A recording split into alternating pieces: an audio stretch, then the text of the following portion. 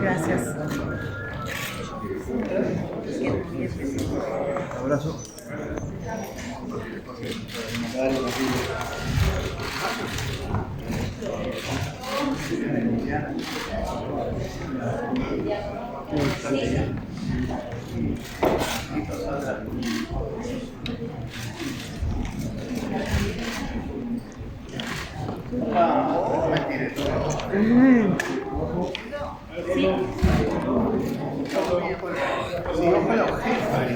Es una trampa mortal.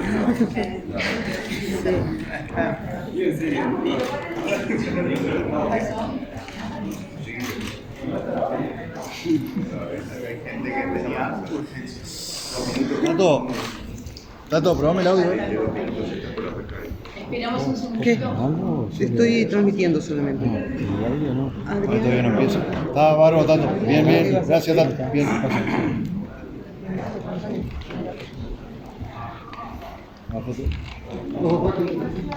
Foto.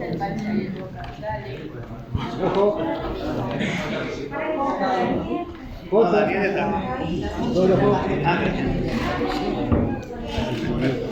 Aguanto después.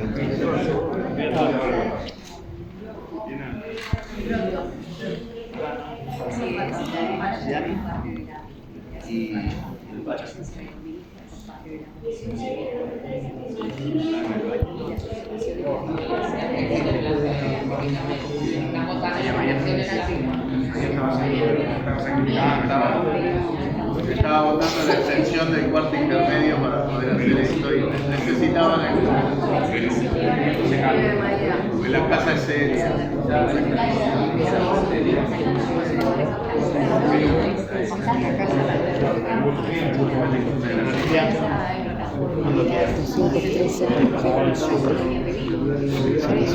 ¿Empezamos? ¿Todos prontos? Bueno, muchas gracias por la presencia. La bancada del Frente Amplio entonces va ahora a dar su opinión sobre esta interpelación que está transcurriendo. Hemos escuchado al miembro interpelante y a los ministros, todavía el debate no está abierto, pero nos gustaría hacer algunas precisiones y para eso le voy a dar la palabra al compañero interpelante, el senador Mario Vergara. Muy bien. Bueno, lo que ha ocurrido hasta el momento, que ha implicado nuestro planteamiento y la respuesta de ambos ministros en dos oportunidades, hasta el momento tenemos claro que las explicaciones siguen siendo insatisfactorias. No se logra transmitir por parte del gobierno explicaciones convincentes de por qué llegamos a esto que es un escándalo de proporciones, que no tenemos duda que no le hace bien al Uruguay en su imagen internacional, en su reputación, en la comunidad internacional, ni tampoco le hace bien a la credibilidad y la confianza que debemos generar en nuestra propia ciudadanía. Por lo tanto, seguimos pensando que los ministros no están dando satisfactoriamente la explicación de por qué se actuó de esta manera inusual en un caso muy delicado y muy complicado, muy complejo, y que de alguna manera se nos transmite de que se operó y se reivindica de que se operó como una especie de trámite normal, una situación que creo que todos podemos coincidir que de normal no tenía nada. Este no era un ciudadano más, era un ciudadano con profusos antecedentes criminales en Uruguay y en el exterior. Era un ciudadano que estaba en procesos de investigación y es un ciudadano que estaba preso por tratar de ingresar a un país con pasaporte falso. Estaban todas las alertas prendidas como para que este caso no se tratara como un trámite normal para un pasaporte común. Detectamos sí dificultades de coordinación entre los ministerios. Lo primero que nos sorprendió de alguna manera es que los ministros nos planteen que las autoridades políticas de los ministerios no tenían esencialmente conocimiento ni de quién era Marcet en noviembre del año pasado, ni de que se estaba tramitando un pasaporte. Evidentemente, si recurrieran a la prensa, ¿sí?, sabría muy bien, ya desde septiembre, octubre del año pasado, quién era Marcet, porque ya desde que él cae preso a fines de septiembre en Dubái, hay notas de prensa profusas con el prontuario de esta persona explicando quién es Marcet, y eso se da desde los primeros días de octubre en la prensa local. Por lo tanto, no es de recibo plantear que de alguna manera los ministros recién se desayunan de la situación en marzo, cuando aparece la requisitoria internacional. Hubo además, cosa que hace todavía, digamos, más complicado de entender, hubo intercambios entre los ministerios e intercambios en particular entre los subsecretarios, ¿sí?, ya del mes de noviembre, con lo cual parece difícil entender que se considere que este era un caso normal sobre el cual no se tenía mayor información hasta marzo. Claramente podían haber sabido quién era Marcet en octubre o noviembre, ¿verdad? Sin embargo, el canciller en particular pregunta ¿quién sabía quién era Marcet en noviembre? Bueno, evidentemente no revisó la prensa internacional ni la prensa local. Es inadmisible que se plantee que esto era un trámite administrativo y un trámite común, porque no fue solo administrativo. A la luz está de que en noviembre la propia subsecretaria de la Cancillería recibe al abogado del señor Marcet para hablar del tema de la valija diplomática, que evidentemente implicaba el envío del pasaporte a Emiratos Árabes. O sea, trascendió los carriles estrictamente administrativos, ¿sí? Y que recién en marzo, cuando se hace la requisitoria internacional, entonces eso alerta a las autoridades políticas. No son aceptables, no son suficientes ni por asomo las razones y las explicaciones que hemos recibido. El gobierno focaliza la explicación en el tema del famoso decreto del 2014. Y realmente acá nosotros entendemos que eso tiene más de excusa que de explicación. Que eso no solamente implica que con el decreto anterior, el del 93, se le hubiera negado el pasaporte, ni implica que con el decreto de 2014 se estaba obligado a otorgarlo. Los ministros dicen que por culpa del decreto del 2014 ellos estaban atados de pies y manos, que estaban obligados a otorgar, y eso no es así. Nosotros demostramos en nuestra intervención que el propio decreto daba márgenes de maniobra, márgenes de discrecionalidad que podía haber evitado esta situación, y también planteamos que con el decreto del 93 tampoco estaba claro que se le hubiera negado automáticamente. Lo que sí podemos decir es que nosotros con el decreto del 2014 no le hubiéramos otorgado el pasaporte al señor Marcet en esas circunstancias. En esas circunstancias de una persona que tenía un profuso prontuario criminal, que estaba siendo investigado y que estaba preso por un pasaporte falso. Reitero, hay mucho detalle y muchas cuestiones en el proceso que ameritarían mucha discusión. La discusión y el debate en Cámara, digamos que está en pañales y que va a empezar ahora. Pero a lo que fueron las respuestas de los ministros a nuestros planteos, seguimos pensando que faltan explicaciones claras. Faltan explicaciones claras. Los ministros entienden que hicieron todo bien. Y los ministros niegan que esto sea un episodio que de alguna manera afecte la reputación de Uruguay a nivel internacional en esta materia y que afecte la credibilidad ante la ciudadanía. Y eso nos parece muy preocupante. El primer paso para corregir cosas es darse cuenta de si hubo o no hubo errores, pero además también de asumir que este episodio es un triste resultado de un proceso en el cual un narcotraficante obtuvo un pasaporte uruguayo enviado de manera inusual, y eso permitió que saliera de la cárcel en Dubái y que como resultado de eso hoy esa persona está fugitiva de la justicia internacional. Y que los ministros no comprendan que este episodio afecta la reputación y la credibilidad del país y afecta la confianza de los ciudadanos y las ciudadanas nos parece realmente muy preocupante. Senador, Sí, preguntas. Sí, adelante. Sí. por aquí, ¿cómo valoran la información que dio Gebro sobre ese pedido especial para 3 pasaportes, entre ellos el de Marcet, que inclusive lleva un sumario y a pérdida de confianza del número 2 de identificación civil? ¿Cómo lo valoran en el contexto de que se haya informado esos 2 días antes de la interpelación y si eso sugiere algún problema más allá de lo político? Bueno, en realidad se informó durante la interpelación. Nosotros nos enteramos de este retiro de la confianza de esta persona por los portales durante la interpelación y el ministro Heber lo mencionó durante la interpelación. Para nosotros era evidente que este proceso tenía que implicar investigaciones administrativas, tenía que implicar analizar qué pasó, señal de que hubo algo que no estuvo bien. Es medio inconsistente decir que todo se hizo bien, pero que a la vez al final se incurrió en una investigación que implica que hoy tenés al número 2 de identificación civil retirado de cargo.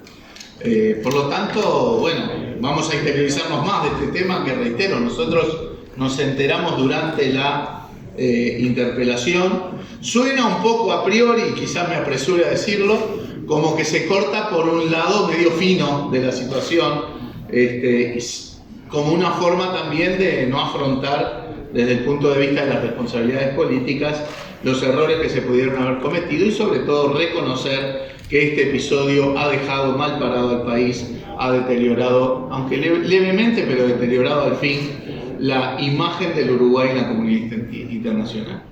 Senador Vergara, se estuvo planteando por parte de algunas autoridades que va a haber cambios en la normativa con respecto al decreto 219. Obviamente el texto no va a ser por vía legislativa, sino que lo van a manejar por vía administrativa y además de hacerse una ley tendría que venir acá y tendría que estudiar. Pero ya lo que dijeron en sala, ¿lo deja convencido o cree que es insuficiente? No, para nada, ni convencido ni insuficiente. Es un error pensar que este tipo de circunstancias en el futuro no se repetiría porque entre comillas, se corrija un decreto. Volvemos a decir, con el decreto actual nosotros teníamos la discrecionalidad y el margen para no otorgar el pasaporte. Por lo tanto, no es un tema de una corrección jurídica de un decreto, no va por ahí. Si se quieren perfeccionar los decretos, bienvenidos, pero que no se ponga como que esto, porque eso enfatiza la idea de que la culpa de todo este episodio era del decreto del 2014 y eso es falso. Y cambiar el decreto para pegarle una lavada política a la situación es un error. Si hay que corregir el decreto, que se discuta en profundidad, se verán qué términos, no es ese el punto. El punto es que no es la solución a la problemática, porque en realidad en esta problemática que generó este episodio tan triste para el país, hubo definiciones de cómo aplicar el decreto y se lo hizo lamentablemente no en función de un claro interés del Estado uruguayo, sino funcional al interés privado de esta persona que necesitaba ese pasaporte para evitar una deportación, y eso generó a la larga como resultado que hoy se encuentre prófugo de la justicia internacional. Y quedó claro, además, la desidia que han tenido en el sentido de que si hoy están responsabilizando a este decreto, cosa que nosotros rechazamos, es un argumento inadmisible para nosotros. Demoraron más de 6 meses en intentar modificarlo. Parece increíble que algo que lo consideran la madre de todos los males no hayan alertado antes para hacer las modificaciones y no dejar pasar más de 6 meses para empezar a modificarlo. Buenas noches, por aquí Laura Rodríguez de Telenoche. Quería, tal vez Charles Carrera, no lo sé, con respecto a las explicaciones que se han dado y por haber estado en el Ministerio del Interior, en cuanto a que prácticamente no hay comunicación o no se sabe qué es lo que pasa entre un organismo y otro, o parte de los mecanismos que se describió por parte del ministro, ¿Qué observaciones se pueden hacer con respecto a eso, teniendo en cuenta que hace muy poco estaban ocupando ese lugar? Buenas noches. En primer lugar, decir que creemos que el ministro, acá falló la inteligencia, acá falló el sistema de inteligencia del Estado, y un ministro del Interior maneja mucha información de los diferentes servicios. Y aquí esto debe quedar claro. Esto no es un tema de un trámite administrativo. Aquí existían operaciones, ahora se abría el debate, como decía el senador Vergara, y existían informaciones en torno a este objetivo. Y Marcé Cabrera era un objetivo de la Dirección de Drogas. Desde el año 18 hasta el año 21 se hicieron una serie de operaciones donde se le incautaron, podemos decir, algunas toneladas de droga, de cocaína, aquí en Uruguay. Es decir, operaciones que se realizaron en la administración anterior y operaciones que se realizaron en la administración actual. Esto es información pública que nosotros, los senadores del Frente Amplio, vamos a relevar esa información ahora cuando se abra el debate. Y en segundo lugar, lo otro que me parece que es muy triste, es que el ministro Luis Alberto Heber plantea una concepción de la policía que es falsa para no hacerse cargo. Y esto debe quedar claro también. La policía coordina con otros países. La policía tiene una fase de prevención, la fase administrativa, que es uno de los principales cometidos de la Policía Nacional, es prevenir. Y para eso hay coordinación. Hay coordinación entre las diferentes agencias, hay organismos del Mercosur, hay coordinaciones con la DEA, hay coordinaciones con los servicios de inteligencia, la DEA, que están en Paraguay, hay coordinaciones con diferentes países.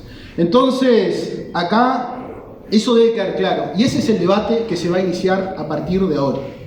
¿Ah? Eso debe quedar muy claro. Eso es cuanto tengo para aportar. ¿Alguna pregunta? Sí, quería consultarle acerca de las respuestas de Carolina H.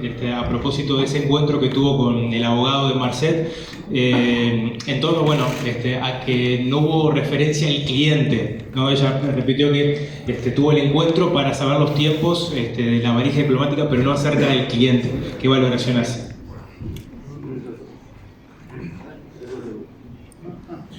Efectivamente la vicecanciller reafirmó lo que había posteado en redes, ¿verdad?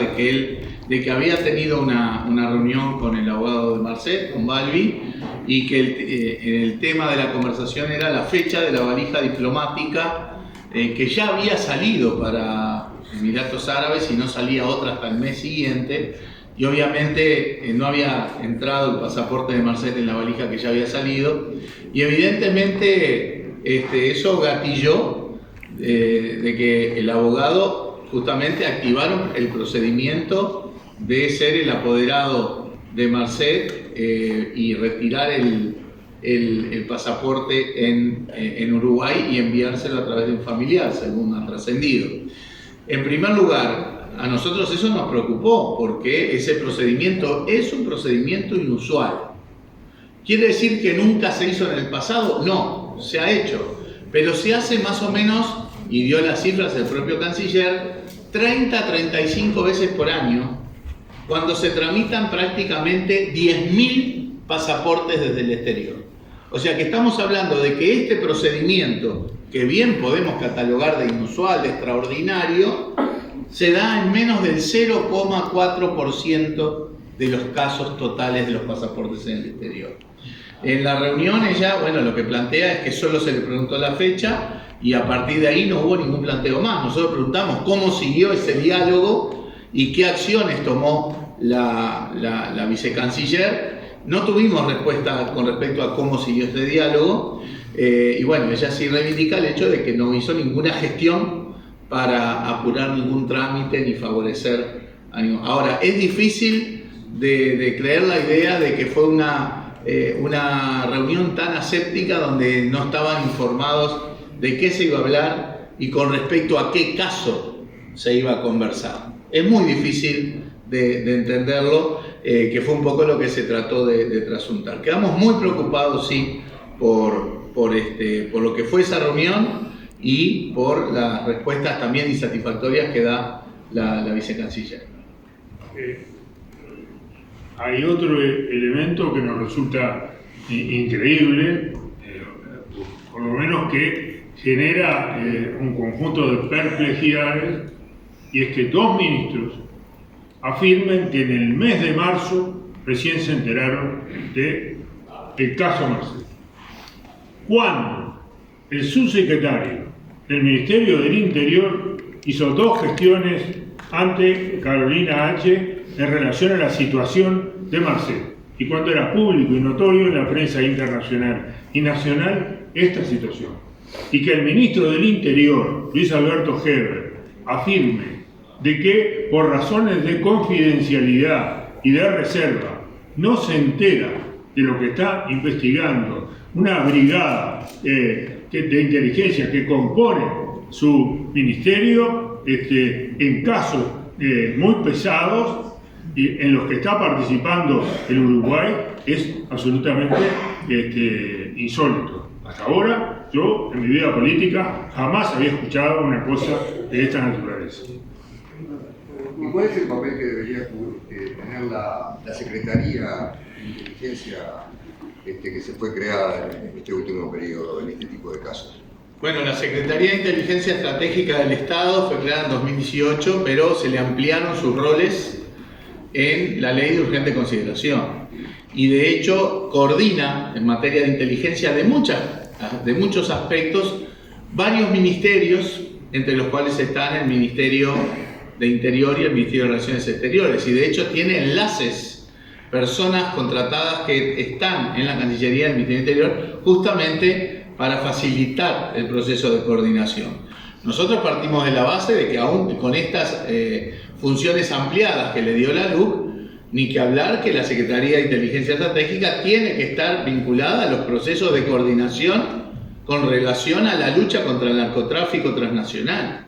Nos parece, y el lavado de activos, nos parece que sí debió haber algún rol, que sí debió ser parte del proceso de alertas a la Cancillería en el proceso de emisión de este pasaporte a una persona sindicada como un narco internacional que estaba siendo investigada, que tenía profusos antecedentes y que estaba preso por tener un pasaporte falso. Estamos convencidos que la Secretaría, y en particular el enlace que está dentro de la Cancillería, debió tener un rol de alerta en este tema, porque se supone que es de las cosas que la Secretaría de Inteligencia tiene que abordar, el comprender los aspectos de la coordinación en la lucha contra el narcotráfico transnacional y el lavado de activos. ¿No debería estar presente en esta instancia?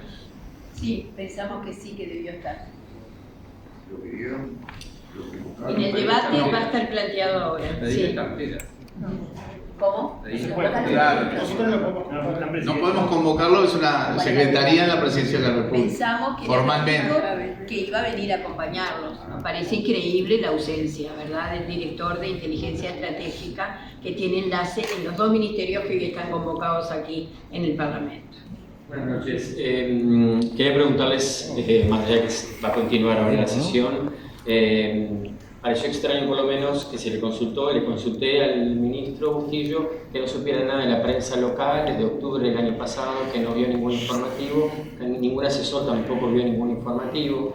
Se amparó el oficialismo en un decreto, pero como decía el senador Vergara, el decreto podía haber sido, y como lo dijo Kechichian, 6 meses para revisar una norma que sí existe, qué vuelta se le podía haber encontrado.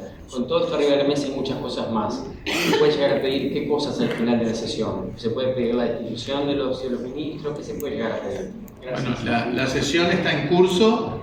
Lo que nosotros podemos sí adelantar es que las respuestas de los ministros han sido claramente insatisfactorias. Vamos a ver cómo continúa la sesión y obviamente a nivel de bancada vamos a valorar eso más adelante una vez que transcurra esencialmente toda la sesión de interpelación. Bien, gracias. Gracias.